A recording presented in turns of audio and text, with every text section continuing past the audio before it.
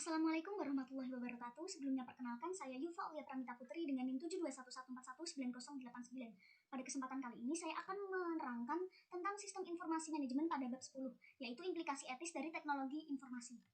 Untuk yang pertama adalah cakupan preskriptif versus cakupan deskriptif, di mana cakupan preskriptif menentukan bagaimana MIS sebaiknya dikembangkan dan digunakan di dalam suatu perusahaan. Hal ini merupakan pendekatan yang lebih baik untuk menampilkan materi kepada mahasiswa. Lalu yang kedua adalah cakupan deskriptif, di mana menjelaskan bagaimana hal-hal sedang dilaksanakan. Pendekatan ini tidak sungguh-sungguh ditinggalkan karena contoh-contoh dalam dunia nyata selalu diberikan. Untuk yang selanjutnya adalah moral, etika, dan hukum. Moral sendiri adalah tradisi kepercayaan mengenai perilaku yang benar dan yang salah. Dan moral adalah institusi sosial dengan sejarah dan seperangkat aturan. Lalu yang selanjutnya adalah etika. Etika adalah sekumpulan kepercayaan, standar, atau teladan yang mengarahkan yang merasuk ke dalam seseorang atau masyarakat. Lalu, hukum adalah peraturan perilaku formal yang ditetapkan oleh otoritas yang berwenang seperti pemerintah dan terhadap subjek atau warga negaranya. Untuk yang selanjutnya adalah Undang-Undang Komputer di Amerika Serikat yang terdiri atas hak dan batasan akses data, privasi, dan kejahatan komputer. Yang pertama adalah hak dan batasan akses data, di mana hukum ini ditujukan untuk membatasi pemerintah federal. Undang-Undang Privasi dan Pencocokan Komputer pada tahun 1988 membatasi hak pemerintah federal untuk mencocokkan file komputer yang bertujuan untuk menentukan kelayakan program pemerintahan atau mengidentifikasi para debitur.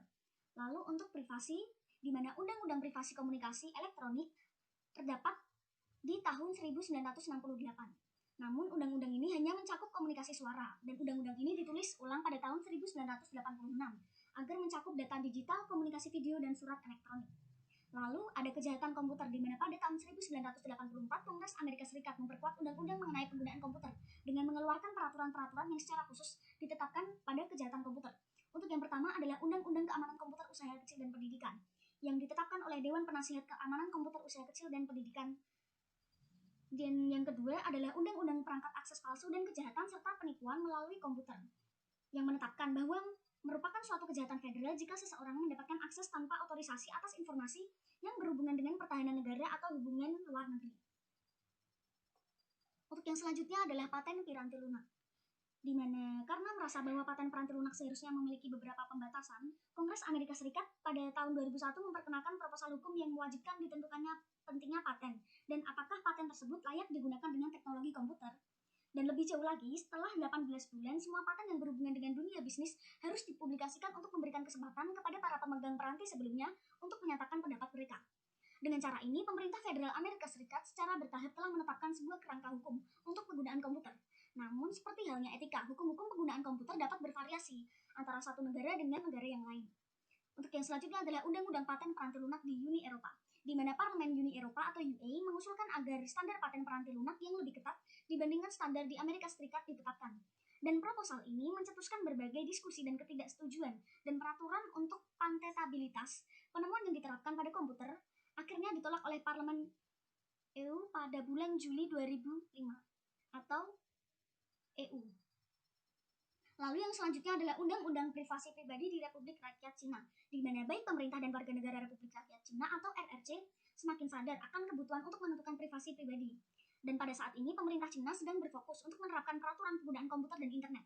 Peraturan-peraturan ini menyatakan bahwa penggunaan perangkat ini tidak oleh mengganggu keamanan negara, kepentingan sosial, kepentingan warga negara yang berasaskan hukum dan privasi.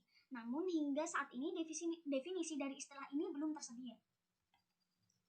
Untuk yang selanjutnya adalah meletakkan moral, etika, dan hukum pada tempatnya, di mana penggunaan komputer di dunia bisnis diarahkan oleh nilai moral dan etis manajer, spesialis informasi dan pengguna, serta hukum yang berlaku. Hukum adalah yang termudah untuk diinterpretasikan karena bersifat tertulis, tapi etika tidak terdefinisi sedemikian tepat dan mungkin bahkan tidak disetujui oleh semua anggota masyarakat. Nah, wilayah etika komputer yang kompleks inilah yang saat ini sangat banyak diperhatikan. Untuk yang selanjutnya adalah kebutuhan akan budaya etika, di mana keterkaitan antara CEO dengan perusahaannya merupakan dasar untuk budaya etika. Jika perusahaan dituntut untuk berlaku etis, maka manajemen tingkat tinggi harus bersikap etis dalam segala sesuatu yang dilakukan dan dikatakannya. Dan manajemen tingkat atas harus memimpin melalui contoh. Nah, perilaku ini disebut dengan budaya etika atau ethics culture.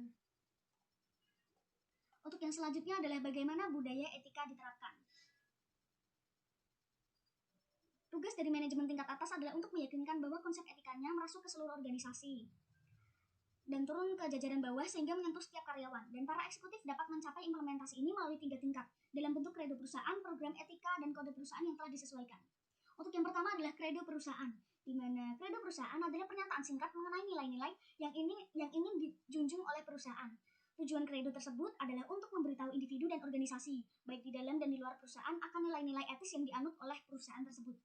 Lalu yang selanjutnya adalah program etika, di mana program etika adalah upaya yang terdiri atas berbagai aktivitas yang didesain untuk memberikan petunjuk kepada para karyawan untuk menjalankan kredo perusahaan.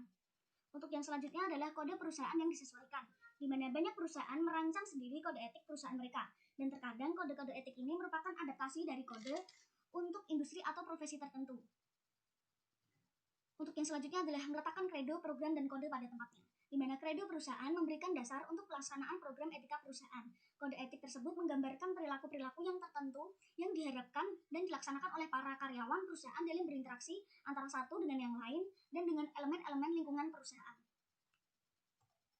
Untuk yang selanjutnya adalah alasan dibalik etika komputer, di mana James Hammer mendefinisikan etika komputer sebagai analisis sifat dan dampak sosial teknologi komputer, serta perumusan dan justifikasi dari kebijakan-kebijakan yang terkait untuk penggunaan teknologi tersebut secara etis. Dengan demikian, etika komputer terdiri atas 2 aktivitas utama. Orang di perusahaan yang merupakan pilihan yang logis untuk menerapkan program etika ini adalah CEO. Seorang CEO harus yang pertama menyadari dampak penggunaan komputer terhadap masyarakat, dan yang kedua merumuskan kebijakan yang menjaga agar teknologi tersebut digunakan di seluruh perusahaan secara etis. Untuk yang selanjutnya adalah alasan pentingnya etika komputer. James Moore mengidentifikasi 3 alasan utama di balik minat masyarakat yang tinggi akan etika komputer. Yang pertama adalah kelenturan secara logis, di mana Moore mengartikan kelenturan secara logis sebagai kemampuan untuk memprogram komputer untuk melakukan hampir apa saja yang ingin kita lakukan. Lalu yang kedua adalah faktor transformasi, di mana alasan atas etika komputer yang ini didasarkan pada fakta bahwa komputer dapat mengubah cara kita mengerjakan sesuatu dengan drastis. Lalu yang ketiga adalah faktor ketidaktampaan, di mana ketidaktampaan operasi internal memberikan kesempatan terjadinya nilai-nilai pemrograman yang tidak tampak, dan perhitungan rumit yang tidak tampak, dan penyalahgunaan yang tidak tampak. Untuk nilai pemrograman yang tidak tampak adalah perintah rutin yang dikodekan programmer ke dalam program yang menghasilkan proses yang diinginkan si pengguna. Lalu untuk perhitungan rumit yang tidak tampak berbentuk program yang sangat rumit sehingga pengguna tidak dapat memahaminya, dan untuk penyalahgunaan yang tak tampak mencakup tindakan yang disengaja yang melintasi batasan hukum maupun etis. Untuk yang selanjutnya adalah hak sosial dan komputer, di mana klasifikasi hak-hak manusia dalam wilayah komputer yang paling banyak dipublikasikan adalah PAPA, di mana PAPA adalah rancangan Richard O. Mason. Mason menciptakan PAPA untuk mempresentasikan 4 hak dasar masyarakat sehubungan dengan informasi yang terdiri atas privasi, akurasi, kepemilikan, dan aksesibilitas.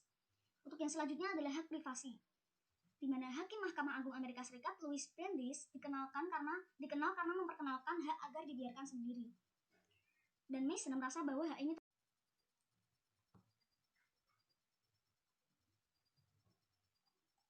Untuk yang selanjutnya adalah hak privasi, di mana hak privasi adalah hak yang wajib dimiliki oleh setiap orang dalam mengakses ataupun sedang berkegiatan di dalam hal apapun, khususnya untuk kegiatan berkomputer dan melakukan penjelajahan internet. Untuk yang selanjutnya adalah hak untuk mendapatkan keakuratan, di mana komputer memungkinkan tingkat keakuratan yang tidak dapat dicapai dengan sistem non-komputer, dan potensi ini memang tersedia namun tidak selalu didapatkan. Beberapa sistem berbasis komputer berisikan lebih banyak kesalahan daripada yang diberikan sistem manual. Lalu yang selanjutnya adalah hak kepemilikan, di mana di sini yang dibahas adalah hak kepemilikan intelektual dan biasanya dalam bentuk program komputer. Vendor peranti lunak dapat menghindari pencurian hak kepemilikan intelektual melalui undang-undang hak cipta, hak paten, dan persetujuan lisensi. Dan vendor peranti lunak mencoba untuk menutup lubang-lubang pada hukum ini melalui perjanjian lisensi yang harus disetujui oleh para pelanggan mereka saat mereka menggunakan peranti lunak tersebut. Dan pelanggaran dari perjanjian ini dapat menyeret pelanggan ke pengadilan. Untuk yang selanjutnya adalah hak untuk mendapatkan akses, di mana sekarang kebanyakan informasi ini telah dikonversikan ke basis data komersial sehingga membuat ketersediaannya untuk masyarakat berkurang. Untuk mengakses informasi ini, seseorang harus memiliki peranti keras dan peranti lunak komputer yang diharuskan dan membayar biaya akses. Mengingat komputer dapat mengakses data dari penyimpanan lebih cepat dan lebih mudah dibandingkan jenis teknologi lain, ironis bahwa hak mendapatkan akses menjadi isu etika era modern. Untuk yang selanjutnya adalah audit informasi, di mana perusahaan dengan semua ukuran mengandalkan auditor eksternal dari luar organisasi untuk memverifikasi keakuratan catatan akuntansi, dan perusahaan-perusahaan yang lebih besar memiliki staf tersendiri yang berfungsi sebagai auditor internal, yang melaksanakan analisis yang sama seperti auditor eksternal namun memiliki tanggung jawab yang lebih luas. Yang selanjutnya adalah pentingnya objektivitas, di mana hal unik yang ditawarkan oleh audit internal adalah objektivitas, di mana mereka beroperasi secara independen terhadap unit-unit bisnis perusahaan dan tidak memiliki hubungan dengan individu atau kelompok lain di dalam perusahaan.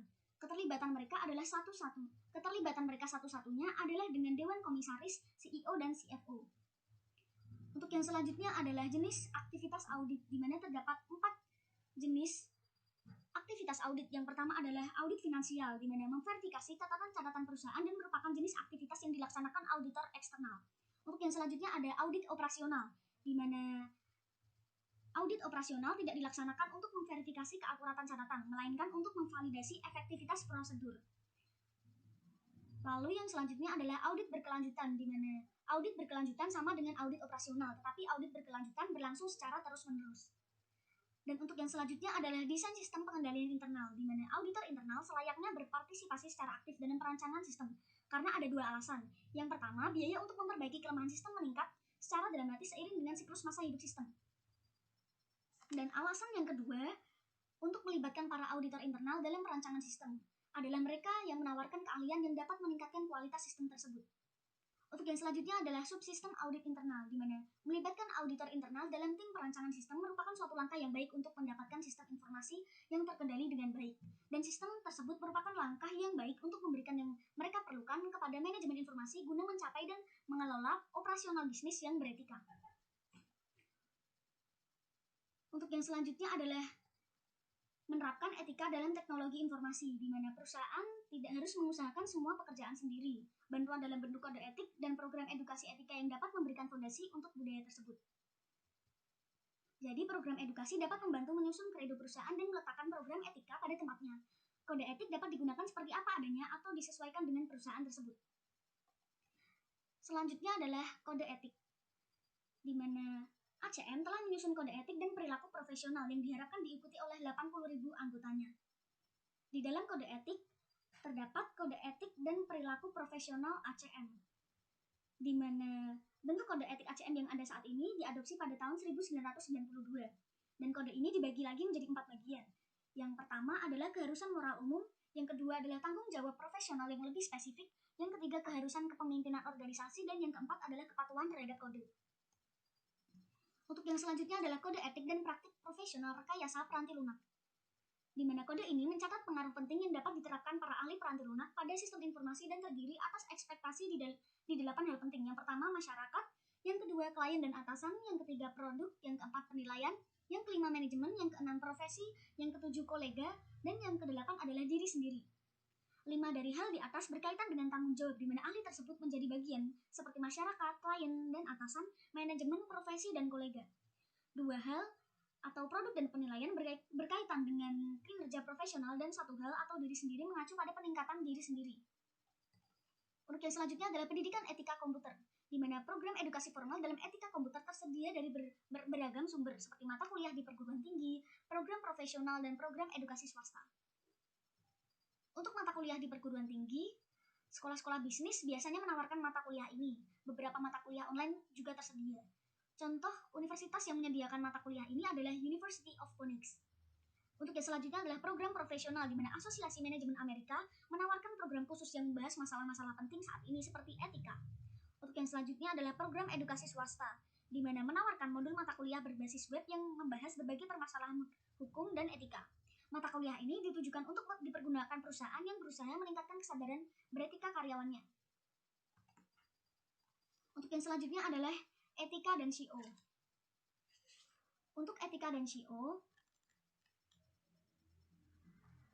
dapat memenuhi ekspektasi pelaporan keuangan dengan cara mengikuti program yang mencakup hal-hal berikut ini. Yang pertama, mencapai tingkat pemahaman yang lebih baik akan pemahaman prinsip-prinsip akuntansi.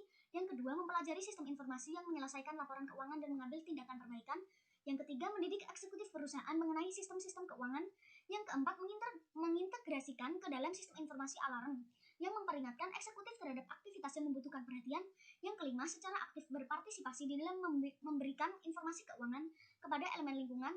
Dan yang keenam adalah mengendalikan dengan ketat keuangan yang dihabiskan untuk sumber daya informasi. Untuk yang selanjutnya adalah pengaruh Sarbanes-Oxley, di mana SOX terdiri atas 10 pasal utama, 2 diantaranya secara langsung mempengaruhi pelayanan informasi perusahaan, di mana CEO dan CFO harus menandatangani laporan keuangan, dan perusahaan-perusahaan Amerika Serikat disyaratkan untuk memiliki unit audit internal. Tujuan dari Sarbanes-Oxley yang dikenal sebagai XOX adalah untuk melindungi para investor dengan cara membuat para eksekutif perusahaan bertanggung jawab secara pribadi atas informasi keuangan yang diberikan ke lingkungan perusahaan, khususnya pemegang saham dan komunitas keuangan. Untuk yang selanjutnya adalah SOX 404, di mana ketetapan XOX yang memberikan dampak terbesar pada TI adalah bagian 404, yang membahas tentang penilaian manajemen mengenai pengendalian keuangan. Bagian ini mensyaratkan bahwa harus terdapat suatu bentuk pengendalian internal terhadap laporan keuangan. Untuk yang selanjutnya adalah SOX 409, di mana ketetapan SOX lain yang mempengaruhi pelayanan informasi adalah bagian 409 yang membahas mengenai pengungkapan secara real time.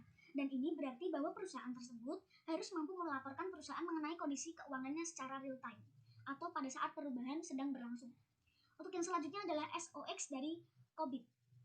COBIT disebut sebagai organisasi industri yang dapat memberikan standar keamanan untuk sumber daya informasi perusahaan. Organisasi yang sama dapat memberikan bantuan kepada perusahaan untuk menangani tanggung jawab SOX. Standar COBIT amat selaras dengan ekspektasi SOX karena COBIT memiliki lebih dari 47.000 anggota di seluruh dunia. Standar pelaporan keuangannya dapat memberikan dampak global.